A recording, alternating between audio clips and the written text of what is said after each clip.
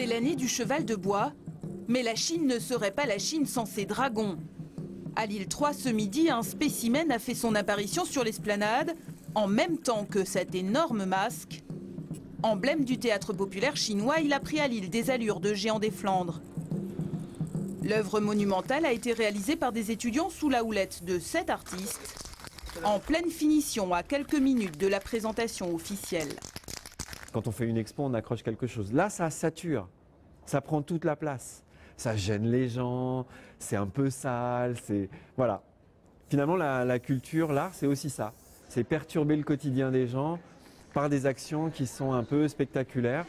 Les masques du théâtre populaire chinois, ce sont les avatars du tandem Benoît plus Beau. L'un est français, l'autre chinois. Dans notre atelier, on se prend en photo. On intervient dans cette réalité concrète parce qu'il y a toujours un jeu de perspective. Les deux artistes se sont rencontrés il y a 12 ans et sont en résidence pendant un mois dans l'université lilloise. On est un petit peu partout, on est à la fois en Asie, en Europe. Et donc les moyens numériques sont formidables et ça nous permet de justement refléter cette perception de espace-temps.